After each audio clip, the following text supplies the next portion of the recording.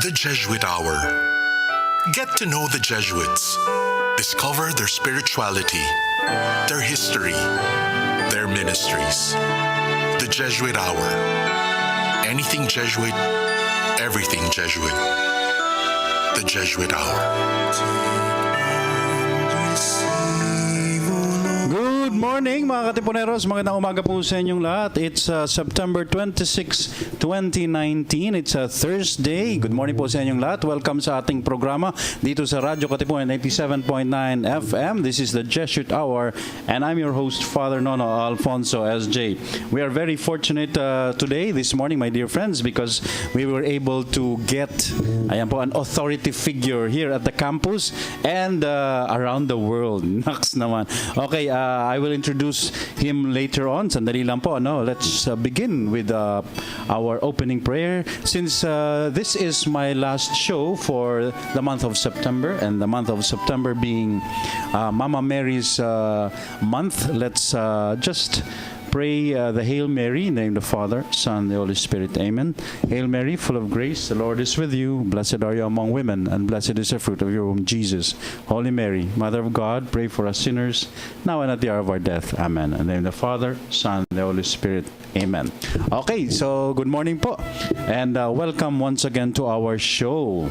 Yes, we have a very big personality. Nako, parang ang liit ng ating studio, Justin?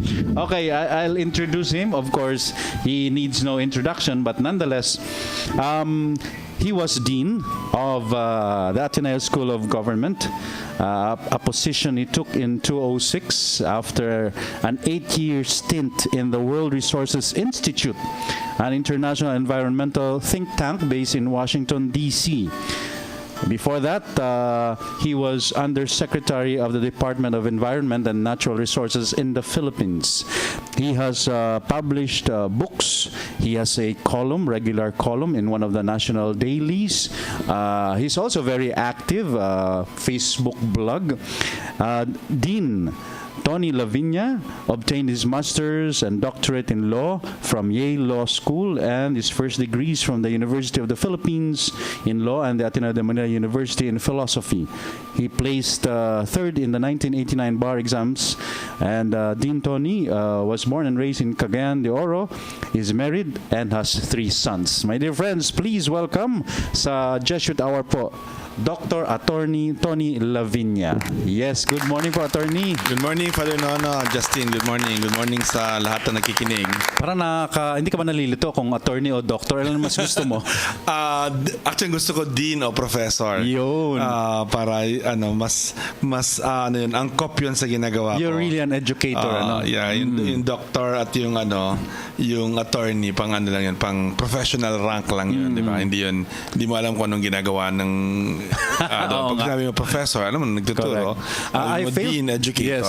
I failed to mention po, mga katipuneros, that Dean Tony po teaches at UP at the Ateneo here in Loyola Heights, philosophy, and Ateneo Law School, and many more.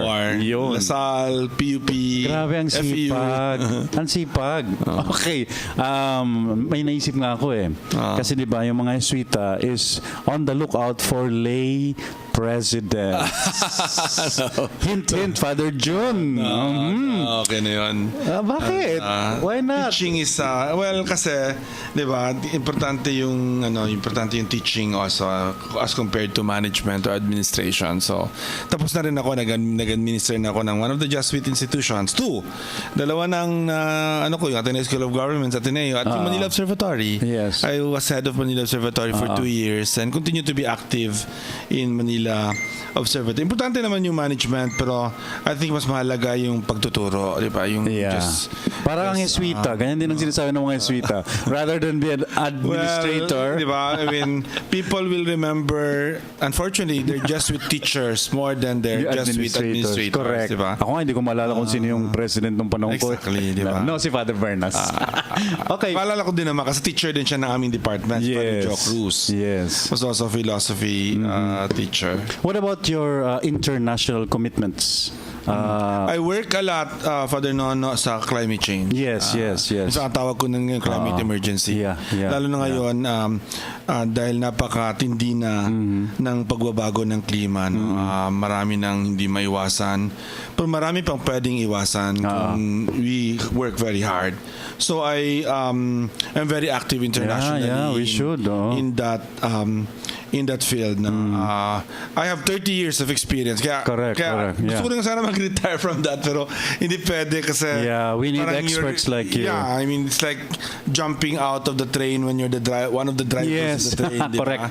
I'm not going to say the driver, but I'm certainly one of the more senior engineers in the train that is the earth, di ba? Correct. And then, di na ako makikira. Medyo mahirap yun. So, in fact, I travel a lot because of that. And critical times, di ba? These are crucial times. We have a few years left to deal decisively with the question. Otherwise, it will get worse and worse and worse and worse. And it's not gonna stop. Ibig sabihin, mas lalong lalala siya.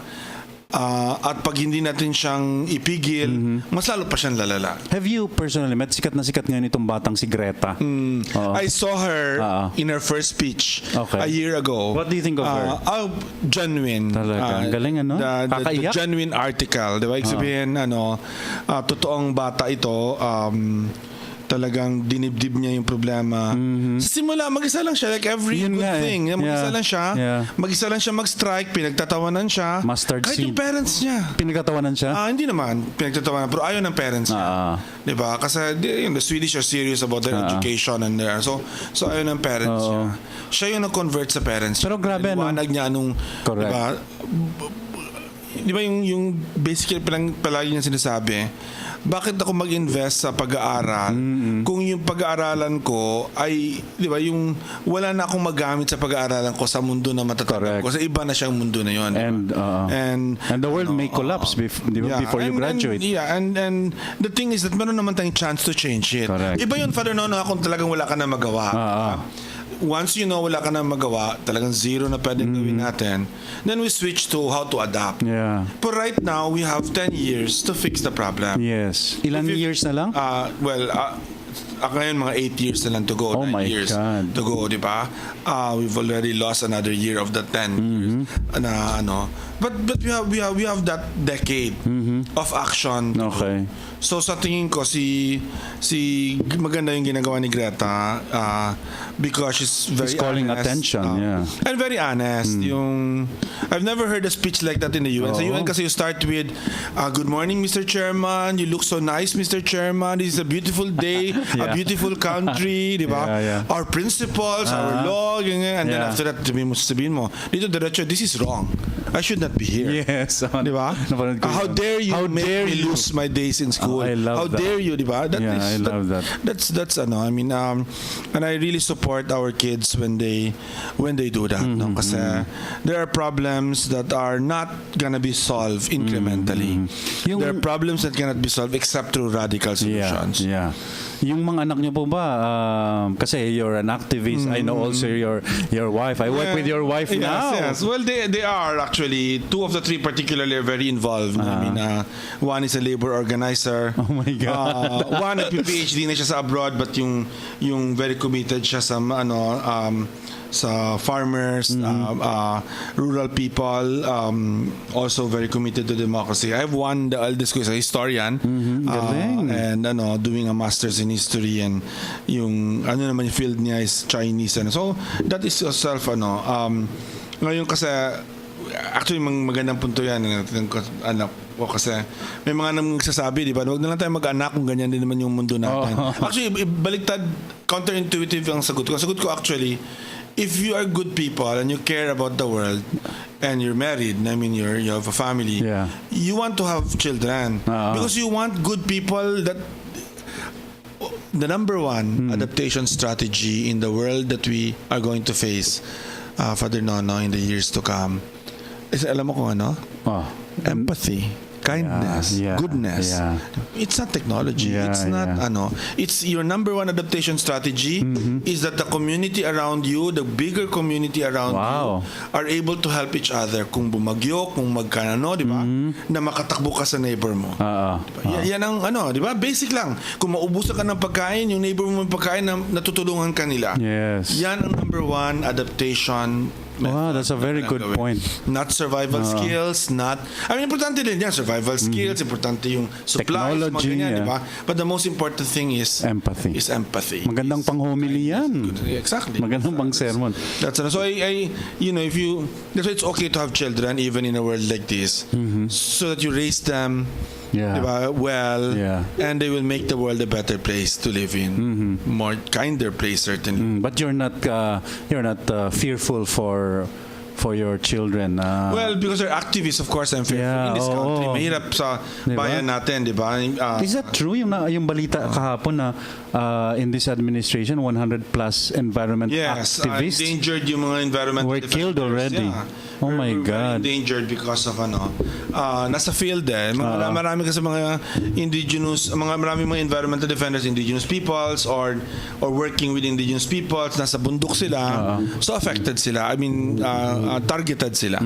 Nare-red tag sila. Yung ganun ako, hindi pa naman ako nare-red tag, but I kind of expect that at any given time. And it's at some point, mare-red tag ka just because you're standing up for the planet. And for Do you talk about it with your children? The dangers, the risks? We talk about it. We try to manage the risk and mitigate the risk. Diba? Yung si Titay, anong sabi ni Titay? The mother. She's the most worried. Siya yung worried talaga. She also remembers that we were activists during the Marcos years. Yes, I mean, yes. we celebrated, we remembered martial law this last week. I mean, 40 years ago, kami ni Tita, estudyante kami dito sa Ateneo. Third year, 40 college na kami, 40 years ago. And martial law pa yun at the time, 1979, 1980. Wow. It was scary to be an activist then. Lahat, noon nga, hindi open. We had to hide it. Yes. We couldn't say openly that we were against Marcos. Yeah, We were against Marcos. We were against the dictatorship. We were active in the dictatorship, but against the dictatorship, but we couldn't say that openly. Lahat siya tago. Because, people could be arrested. People were arrested here. People were, mga tao dito, hinuhuli, huli sa yung OSCE, ngayon OSCE pa rin, pero dating OSCE, people there were arrested, sila Dindi na Abad noon, Butch Abad, lahat din sila hinuli. But at least yung by the time na nangyari yon, the ATC, Father Joe Cruz was already protective. But when martial law was proclaimed, I always tell this to Father Jet and to all the other Jesuits, we meron tayong malaking kasalanan sa ating mga aktivista kasi we turned away our activists. Yes. Instead of protecting them, instead of providing sanctuary to them, we said, wag kayo, umalis kayo. Wow. Kasi takot tayo sa survival ng institusyon. That's really... Was that an explicit policy communicated? How was it? By effect, it was the policy. I don't know if it was explicitly said, di ba? But it was the policy. People that were with the left, that were activists, they were all kicked out, not allowed to enter the campus. In fact, ngayon, meron pang yung may group of students pa na officially, from the time, hindi makakapasok ng campus. Pero in reality, makakapasok na naman sila kasi nobody has pictures of them, etc. But hanggang ngayon takot sila na pumasok kasi baka biglang... Really? I'm been telling Father Jat na siguro mag-ceremony tayo. Oo, sayang. Memorial. Ngayon sanang to end that to make it clear to these people that they're welcome, di ba? We kicked out a very important professor, di ba? Si Professor Bienvenido Lumbera was when he was arrested, babalik na siya dito, hindi na natin siya That's how we lost Rolando Tino, one of the top best professors here also So meron din tayong pagkukulang dyan. Pero later on, nung time na namin, hindi na ganun kasi the priest here, Father Nebres, Father Intengan, they were already very sympathetic to activism against the Marcos regime. I mean, so we felt a bit secure. although the time na nobody could be as secure as you want to be. Kasi pwede ka madukot anytime. And then after college, you joined the JVP, kayong dalawa ni Tita. Jesuit volunteers kami. And I think that's where love blossomed. Of course. That's where it's kasi duda ako dyan sa mga Stockholm syndrome. We're always together, di ba? Stockholm syndrome, Tita yo. Okay, actually we invited Attorney Dean Tony Viña here to talk about the recent Traditional University Awards. We were looking for someone to talk about this. Yes. And si Hilda sabi niya, Which is si a Dean. wonderful moment always for me, yung ating, every year, yung Ateneo Traditional Awards, University Awards. So why do we do this? Why the... It is to, first to honor these people, because it's important to honor people like that. But it's also turn around to our students and to our society and to say, look, in spite of everything that's happening around us, here are good people who've lived great, good lives, that have contributed to our society. And for me, it's always good to do every year, but there are years when that's even more important to do that. When people are down, when society is so this year this last few years have been, I think, challenging, I think, for us as a people, because of everything that's happening around us, and sa akin, the Traditional University Awards is a good. So are you part of the committee? I'm in the committee I chair the committee on government service. Okay. So kami yung nag-nominate. It's lahat yan may committees for every award, may committee. Wow. And then it is recommended. The committee is recommended to the Board of Trustees. The Board of Trustees decide. Okay. So for this year you have 1, 2, 3, 4, 5, 6, 7. Ang dami Yeah, dami. Traditional. Ganda nga, kompleto nga eh. Sometimes hindi yan ako kompleto kasi hindi nakakahanap. I'm sure there are people always to be awarded pero minsan hindi nakakahanap. Pero pag sinabi bang Traditional University Awards, traditional compared to what? Meron bang iba pa? No, compared to compared to for example, if you recognize like a basketball team that won the championship, di ba? You don't do that every time. You do it only when they win, di ba? Ito traditionally, when year after year after year, we always do this. Would you say that this is parang the biggest award for that the Ateneo confers? Yes. In the past, it used to be na yung awards na ito are given in graduation. Okay. Okay. So, and dumami na yung graduate, ang haba na lang. Oo, grabe. Hindi na. Pero sa akin, sayang pa rin. Gusto ko sana na buong university nandyan, di ba? Kasi, lalo na mga estudyante. Lalo na yung mga, I think we need to think through kung paano ito maging, from a communications point of view, maging mas, but certainly, marami naman mga events na iba, like lectures, mga ganyan. May mga tarpaulin din. And they're doing that now, di ba? Yes. These awardees get to lecture. Get to... Si Father Jet kasi sabi niya, yung graduation daw, pagod na pagod yung kanyang kamay. Ka-handshake, 3 hours. 3 hours. Di ba? Okay, so, Attorney, can you, if you remember them, like halimbawa, si Yohei Sasakawa, Doctor of Humanities. I know them all well. Their work or personally.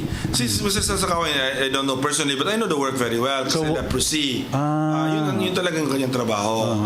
Na nire-recognize natin. Philanthropist din siya. Tumutulong siya sa Ateneo, sa ganyan. Pero I don't think we recognize. But he's based in Japan. Yes, but his work of the Sasakawa Foundation is to leprosy, di ba? To defeat, overcome the leprosy, and so instrumental siya halimbawa sa early investments dun sa Kulyon, where there used to be a leper colony, di ba?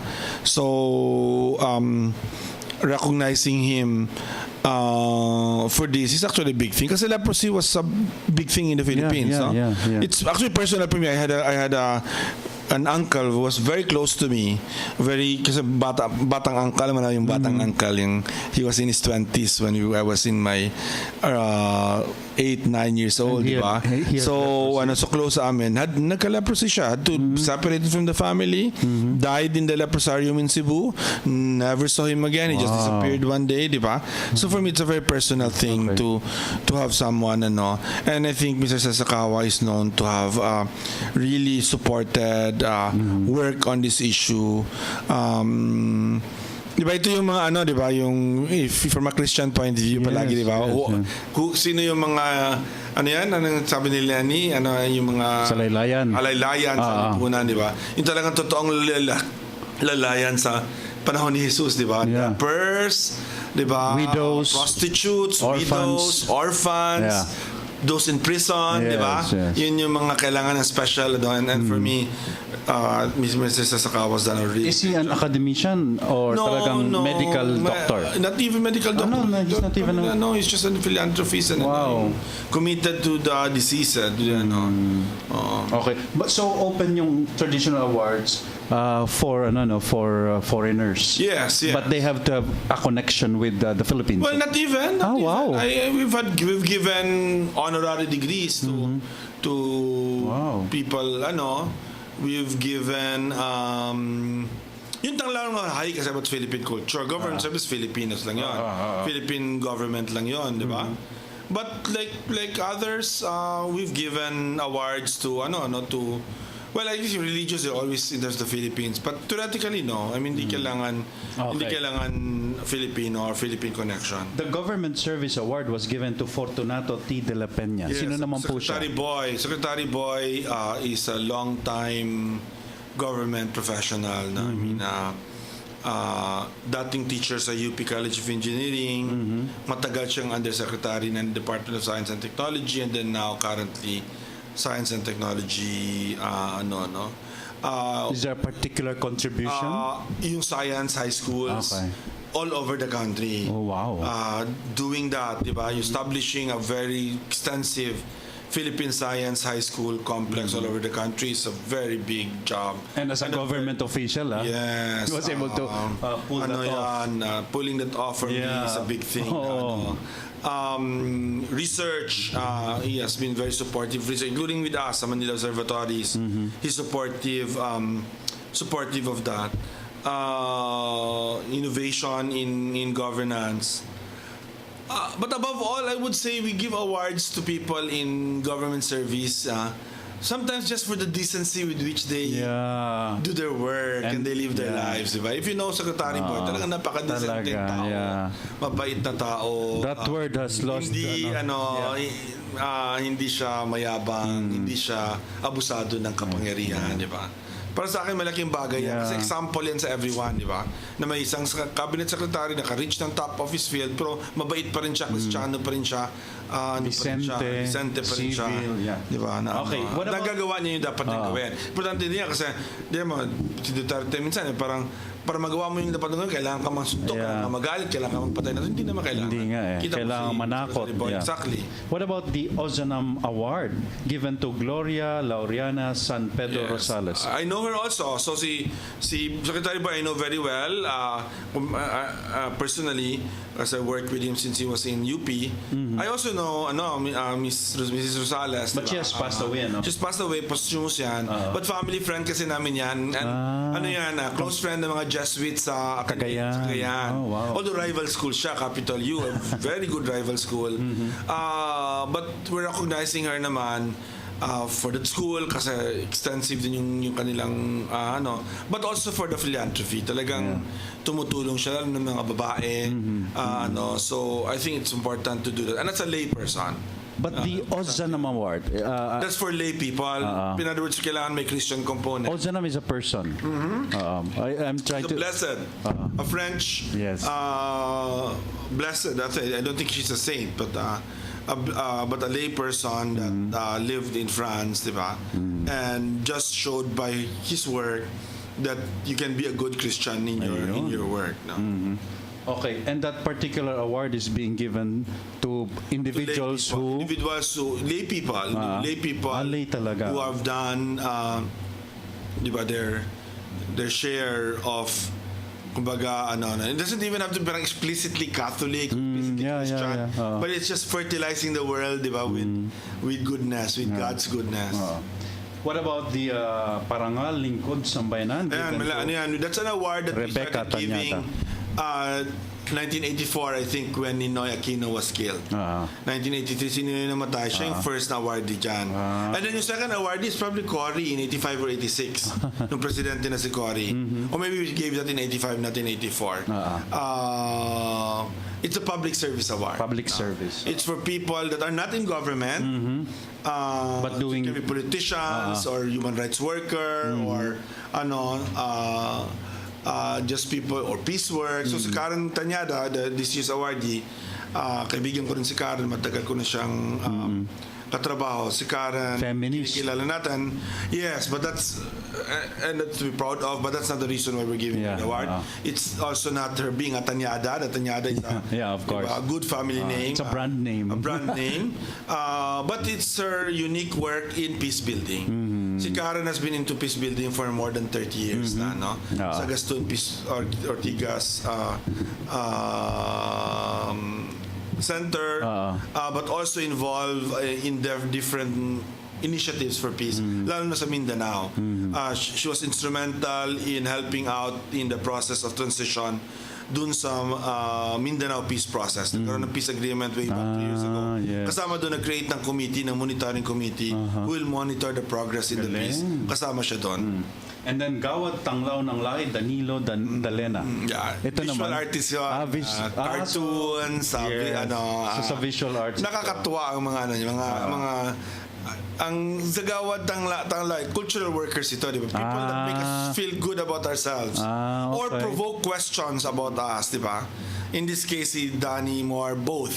His work provokes questions. His work also nakakatawa din. Lalo the cartoons, the caricatures, but we do that because we realize that, di ba, the soul of the people is not its money, its work. The soul of the people is its art, or the soul of the people is expressed in its art, art and religion. I really remember, you must remember the story of Father De La Costa, yung the two jewels of the popper, yung faith our music and our faith, and art, I would say our music extends into art, we celebrate our peopleness. That's why we have Arete. Exactly. Okay, so Lux in Domino Award, Amando M. Tetangco Jr. Yes. Former Central Bank solid governor. achievements kasi as a governor, as a central bank governor. Atenista ba siya? Yes. Just a few years younger than me lang yan. Mga 75, 74. In fairness, I thought he was older. 5 years older naman. 3 to 4 years older. Okay. No, less down. Kasi, mga 74, 76 ako pumasok. 74 tayo nag-graduate. Tama pala, 6 years. 80 ako nag-graduate. Okay. So older time. And then of course, we know him so well. Bishop Pablo Virgilio David, Bukas Palad Timely, Award. very important. Bukas Palad is given to religious, priests, nuns, congregations, diba? And I think we have to stand by with Bishop David with what he's being faced with today. So sa akin, personal ko rin kilala si Bishop David. We work together a lot. We're in forums a lot now. But lang yan, ng 2 years younger lang. 2 years older lang yan sa akin dito sa Ateneo. Sorry, I didn't get it. So the Lux in Domino Award is given to individuals? Lux in Domino is given to the alumnus. Parang the alumnus. It's the highest award for the alumnus. Yun nga I always... Hindi ka pwedeng bigyan niya kung hindi ka alumnus. I always thought na yun yung pinakamataas na binibigay ng Ateneo. Hindi, to the alumnus. Ang pinakamataas natin ay yung honoris causa. PhD honoris causa is the highest. Pero this year ata parang walang... Ano meron isa, di ba? Si Yobei. Sino? Si Yohei Sasakawa. Siyang binigyan ng honoris causa. Tama. Yun ang pinakamataas natin na award kasi PhD siya. Okay, before we let you go, I know you are rushing. Meron bang pagkakataon na nakabigay kayo ng award? Kasi this happens in other award-giving bodies. Tapos, may ginawang scandal or something. Does that... Wala pa naman. But it's always something to think about. Kaya kami sa government service, lalo sa government service, imagine, di ba? Yes. We were very careful. Correct. Talagang tinatanong namin, lalo na sa mga pagbata pa. But sabi ko na, ayaw ko din disqualify yung mga bata. Ayaw ko natin na puro mga matatanda na yung bibigyan ng award, di ba? Si boy is only my age. Boy is maybe 3 years older than me. So so that's not too old, di ba? He can still have 10 years, 15 years of professional life. He could very well do something bad, di ba? Yes. But in my view, our view, siyempre tinanong namin, we don't think so, di ba? But hindi mo naman ma-assure yan. Yeah. But so far naman lucky ako, wala pa akong nabigyan ng award, all the awards. Sa Ateneo certainly wala pa, so thank God. Talagang tinatanong namin yan, pag nagbibigay kami ng award, may possibility ba na maging corrupt ito? Yun. May possibility ba na maging ganyan siya, di ba? At pag may possibility ng ganun, we actually say no. Di ba? Kasi, knowing it's not foolproof. Yeah. I'm sure pag nangyari, tatanggalan ng award, right? Yeah, exactly. Yan, okay, siguro last question. Kasi ang Suki, di ba, sa Yes, Myanmar, tinanggal na ng maraming Nobel Peace Prize nila. Pero Nobel Peace Prize, they don't take away awards. So,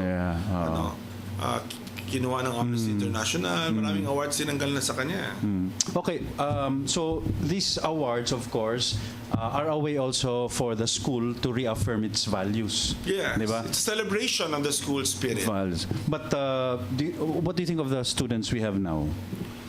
I like our students. Yeah, I really do. I find them much more articulate than us, talented. Like every generation, they need guidance. But I find them to be less constrained than we were during our time. Yeah. Diba? But even in telling us what they want. Kasi during our time, kami for example, I guess tayo, we really didn't tell our parents things that they didn't want to hear. Yes. Diba? Correct. like activista, hindi ko sabihin ko activista tayo, diba? Ngayon they do that, diba? And so I think I have a lot of hope in this current generation that they'll be better than us. But are they concerned for the country? Mixed, yes. There's mixed. I mean, you have to, I guess depende, diba? Dito, medyo isolated itong Ateneo. You have to bring them outside or you bring inside. Sa mga klase ko, kasi day-to-day yung aking involvement sa mga big issues of the world, dala-dala ko sa loob yan. Pinag-uusapan namin human rights. Ngayon, pag-uusapan namin Marcos era at yung mga aktivista noon, anong ginawa nila. Nililink namin sila sa, if you were Aristotle, what will you tell these young activists, diba? So, I try to do that. Okay. It's a challenge for all of us how to ground education, di ba? Dun sa nangyayari. And things are going so fast, di ba? Bilis-bilis. So also you have to teach the children, the young people, how to reflect in this very fast world that they live in. So maybe one last question na lang, isang hirit na lang. So in the current political, economic environment, challenging as it is, what is the role of the Ateneo? I think the role of the Ateneo in these times is essentially the same role that it had before, which is to help our students acquire the skills and the values to deal with the world that they will be faced with, which is a future world, diba? So it's challenging kasi it's not the world today, it's the future world, diba? But that future world is also in today, di ba? And the skills that you have to teach them, it's everything from technical skills to thinking skills, critical thinking skills, to, I told you, empathy. Empathy, yes. The most important skill, empathy, di ba? The most survival. And then of course, the values and like faith and ethics are something that you have to pass on to them in a way na they can apply it, di ba? So, sa akin yun ang palaging challenge, ito yung kailangan nyo basahin para makita nyo anong skills, anong perspective. Itong gawin natin sa klase, magle-lecture ako para maintindihan nyo mabuti yun. I-apply nyo yon sa current situation para naintindihan nyo how to apply the knowledge. And then we actually do exercises of real life things to see, di ba, whether or not those skills and perspectives, dalawa yan, yung concrete skills, but also the perspective, kasi from faith perspective, an ethical perspective, a nationalist perspective, di ba? Dala-dala nila so that when they get out of here, they know how to deal with the world Okay, well said. Thank you. Thank you so much, Attorney Tony Laviña, Dean Tony Laviña. Maraming salamat Thank you, po. thank you. Yes. Yes, sige. Okay, so we'll just take a break and read your comments. Sandali lamang po.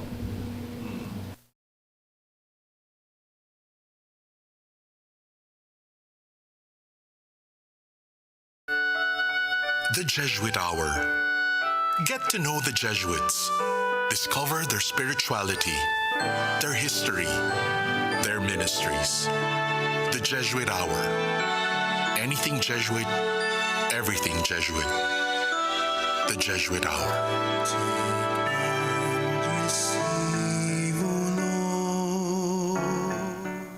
To open our eyes and ears that we may see the face of Christ and hear his voice in our midst. For 28 years, Jesuit Communications has been promoting the Catholic faith and serving the nation through both traditional and new media. Hear us tackle national issues in light of Christian values on Usapang Kapatid, Pasakalye, and Radio Veritas. Watch our uplifting reflections on Kapet Pandasal and The Word Exposed, as well as our acclaimed TV specials. Listen to the inspiring and soothing music of Jesuit Music Ministry's original artists as you read our spiritually enriching books. To learn more about JustCom's mission of evangelization and education, follow us on YouTube, Facebook, and our website, justcom.ph. To give a face to the faceless and a voice to the voiceless, that we may recognize Christ in them and hear his story in theirs. Calling on all young male professionals. Do you wish to live an extraordinary life? Are you tired of the routine and mundane and long for a dynamic, adventurous, and even dangerous life? Do you wish to make your life count and hope to make an impact long after you're gone? Do you wish to live a life of service to society, to country, and to dear Mother Earth? Then you are the one we are looking for. Consider the Society of Jesus. Join the Church's gallant army and turn your world upside down. Call the Jesuits Vocations Promotions Team 426-6101, local 3406. Once again, 426-6101, local 3406.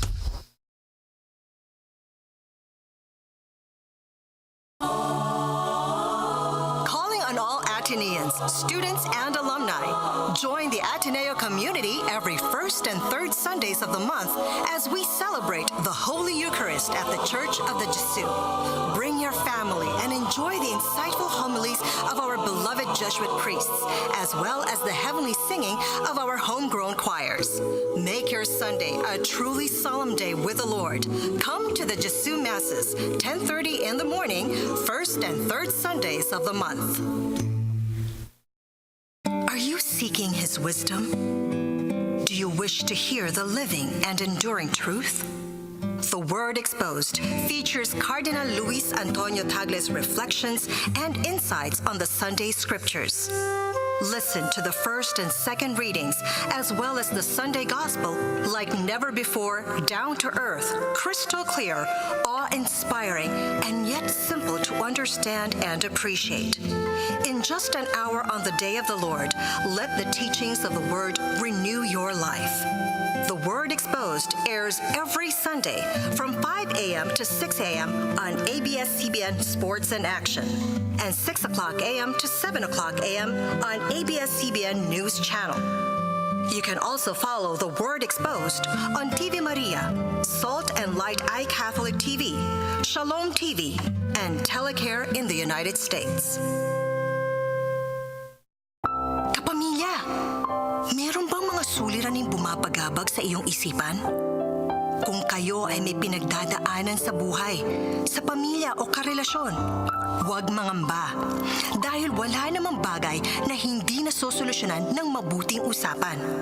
Tumutok na sa Usapang Kapatid kasama sina Father Nono Alfonso SJ at si Miss Ilsa Reyes at tatalakayin ang mga isyu ng simbahan at lipunan tuwing Sabado, alas 11 ng gabi sa DZMM sa 630 at Teleradyo.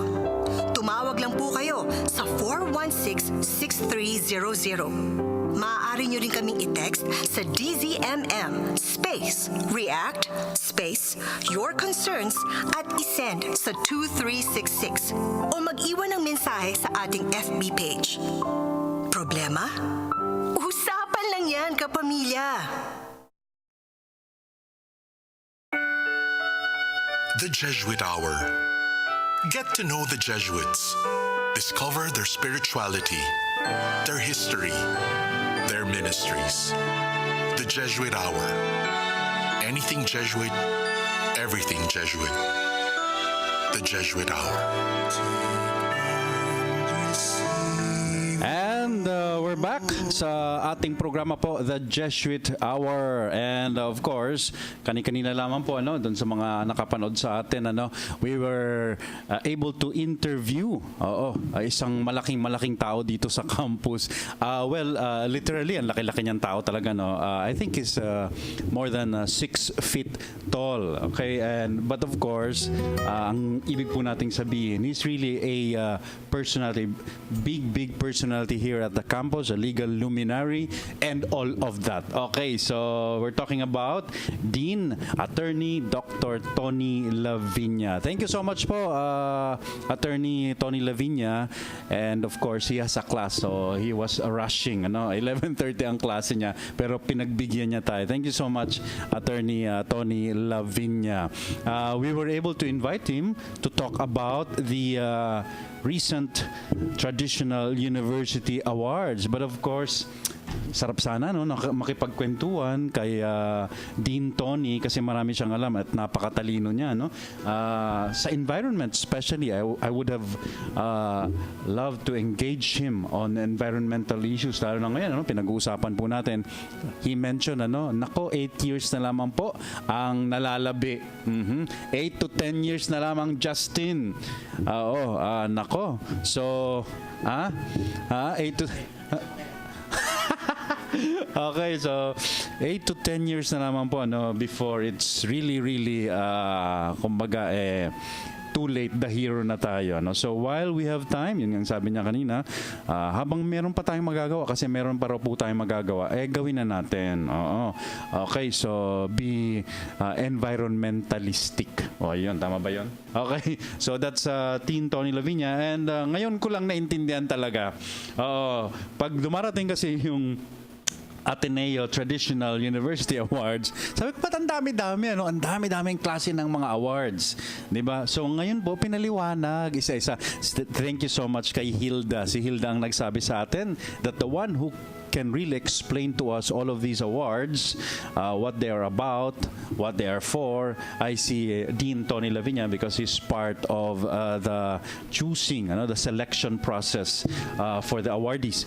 So yung Doctor of Humanities, which was given to Yohei Sasakawa. Ayun pala because of yung kanyang charitable institution and his work with leprosy colonies in the Philippines. So honoris causa, yan po raw ang highest award given by the Ateneo de Manila University. Okay, so please remember that. May quiz tayo after this. Okay.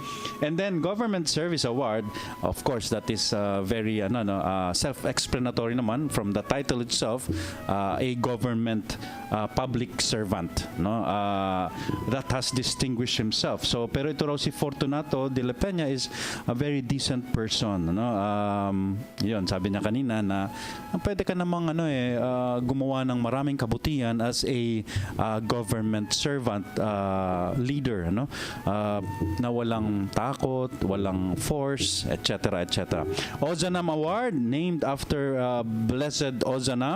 So for lay individuals that of course kumbaga distinguished themselves in service. So si Gloria Laureana San Pedro Rosales, but she passed away already, so this was given as a posthumous award. Okay, and then ito kilala ko na to si Miss Karen Tañada. When I worked for the Institute on Church and Social Issues after graduation, yung kanila pong office, no, yung GZO ay kaharap lamang ng aming opisina. So Miss Karen Tañada was given the Parangal Lingkod Sambayanan. So yan ay public service na hindi katulad nung Government Service Award, hindi ginagawa ng isang taga-gobyerno. Ayun malinaw yan So there is a distinction. So that's Parangal Lingkod Sambayanan, no? And gawad tanglaw ng lahi yung art and culture, no? Individuals who are either artists, musicians, cultural icons, they provide light through the work of art that they do. Yan. So Danilo Dalena, I'm not sure kung yung kanya pong mga artwork ay na-exhibit na sa Arete, pero kakaiba yung kanyang mga artwork. May yung a bit controversial pa. Meron yung kubeta, din drawing niya, yung mga gusto niya, mga ganyan. To challenge us, to make us think, according to Dean Tony Laviña. Lux in Domino, I've always thought na ito yung highest award kasi Lux in Domino, di ba? Light in God, di ba? Yung pala, yung honoris causa. But this is the highest, well, not nga highest, pero this is given only to alumnus, of alumni of the Ateneo de Manila University. So this year it was given to Amando M. Tetanco Jr., past governor of Central Bank. Ang dami mga Atenistang nagiging Central Bank governor. Mahirap yan, kaperahan yan, Justin. And finally, Bukas Palad Award was given to Bishop Pablo Virgilio David. So again, another distinction kasi public service din, pero this one is only given to religious, mga pare. So I would qualify, in the future. Ambisyoso. Kung may future pa, 8 years na lang tayo Hello. Okay, so to religious who have done exemplary deeds like Bishop Pablo Virgilio David. Of course, we know he is in the he's in the news always. He's helping EJK victims. Yung mga naiwang not victims but they're the family of the victims, the families of the victims of EJK in his place. So he has called our attention to this very, very critical political issue here in the Philippines, the drug war and its impact. Okay, so yan po ang Traditional University Awards of the Ateneo de Manila University for 2019. Okay, so sana po naunawaan natin. Kung hindi niyo po maunawaan or hindi niyo maalala, panoorin niyo ulit itong show na to. Yes, so we thank Dean Tony Laviña for making us understand the differences of those awards and making us appreciate why the Ateneo gives those awards.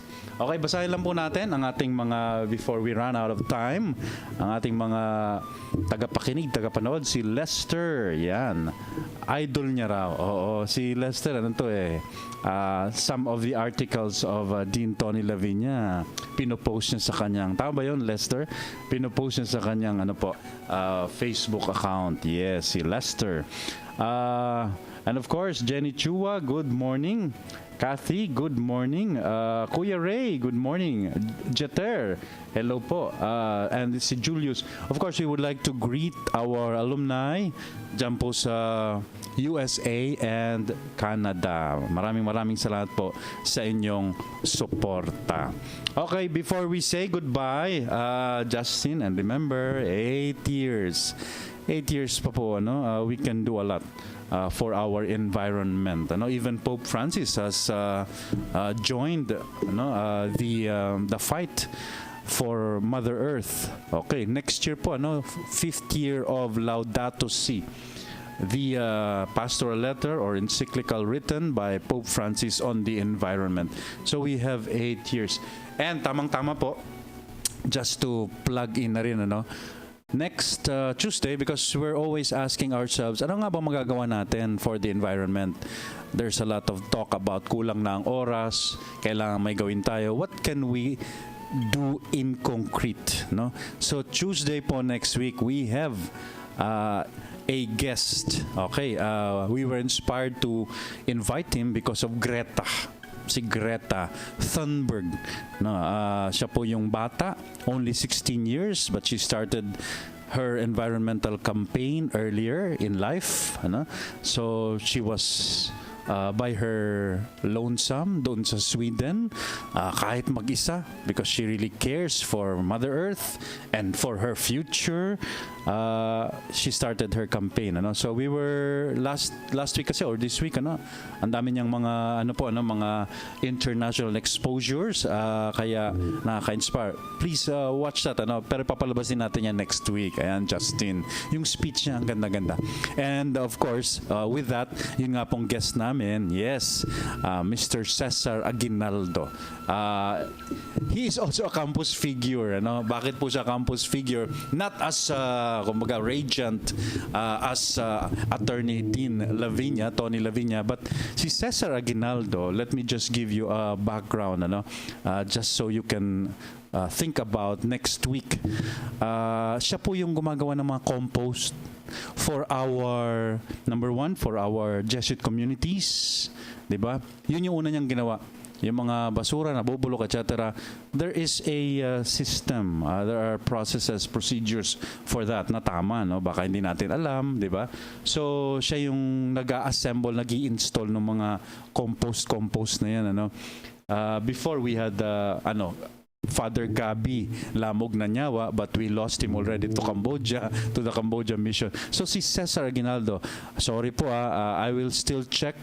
I don't know if he's affiliated to Manila Observatory or the ESSC, Environmental Social Science Center. So, sorry, Cesar, but by Tuesday next week, he will be our guest. Tuesday next week, well, I will be more certain about his background information. So, yun po ang ginagawa ni Cesar, and I think hindi lamang sa mga Jesuit communities. He started with Jesuit communities, but also with the different Ateneo units.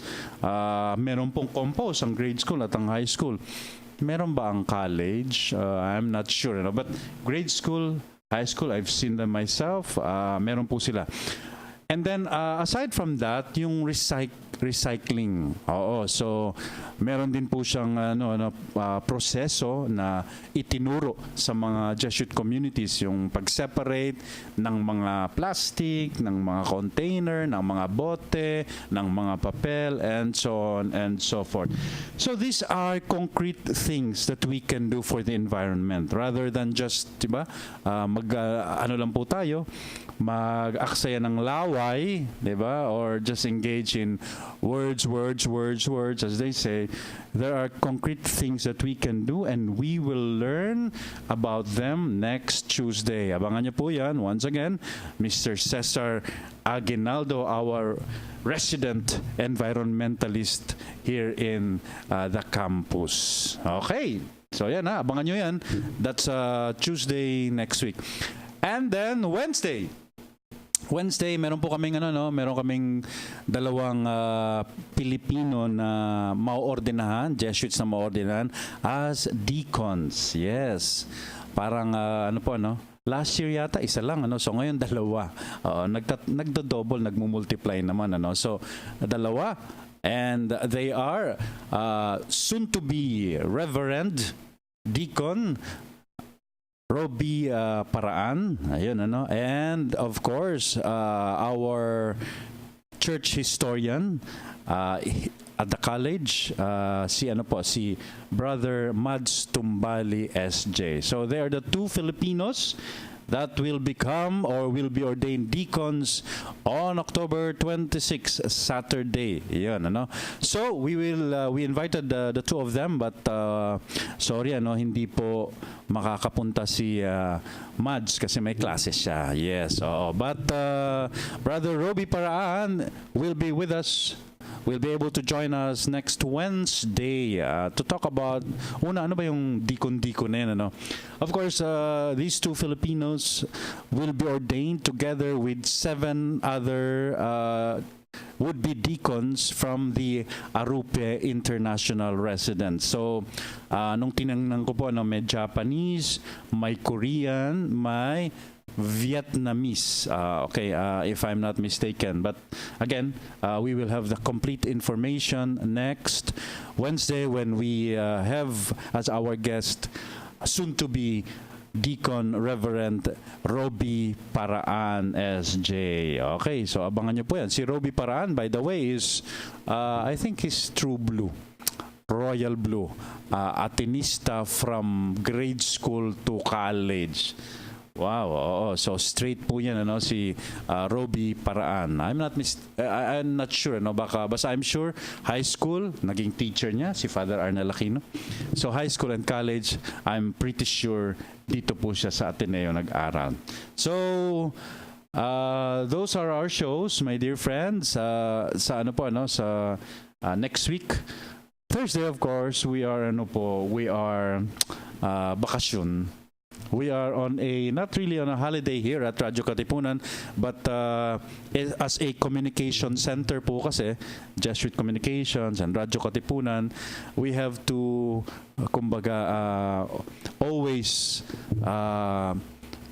be able to get ideas, be creative. So, meron po kaming creativity session sa Thursday. May tour po kami sa Museum of Natural History so that makapag-isip-isip kami, so that that can hopefully help us spur new ideas. So, yan po, abangan niyo po yan. Actually, ikikwento ko na lang po sa inyo. But I'm sure many of you have gone to the Museum of Natural History. Okay, kung hindi pa po, please punta kayo doon. Thursday, kung libre kayo, you can see us there. Okay, so that's for next week. Those are our shows here at the Jesuit Hour. Abangan niyo po yan. Tuesday, we have Mr. Cesar Aguinaldo. Wednesday, we have soon-to-be Deacon Reverend Roby Paraan. And Thursday, we're off the air. And finally, promise, ito na lang ang last. Okay, we are still, of course, promoting these books from Jesuit authors, Father Arnel Aquino, SJ. His homilies entitled Empty Boat, Full Nets. This is already available here at Jesuit Communications sa amin pong store dyan sa baba, Tanging Yaman. And of course, Father Manoling Francisco SJ's Book of Homilies as well, To Gaze Upon the Lord's Face, which won the book award, the best book from the Catholic, Cardinal Sin Book Award ng CMMA. Okay, so please get your copies, buy your copies here at Tanging Yaman Store, Jesuit Communications. Maraming salamat po. So see you next week. Thank you so much, and thank you again, Attorney Tony Dean Laviña. Yes, Dean Tony Laviña. SJ, yan. And Father Jet, Father Bobby, pwede siyang lay president ng mga Ateneos. Okay, hanggang sa susunod na linggo po. This has been the Jesuit Hour, and I'm your host, Father Nono Alfonso, SJ.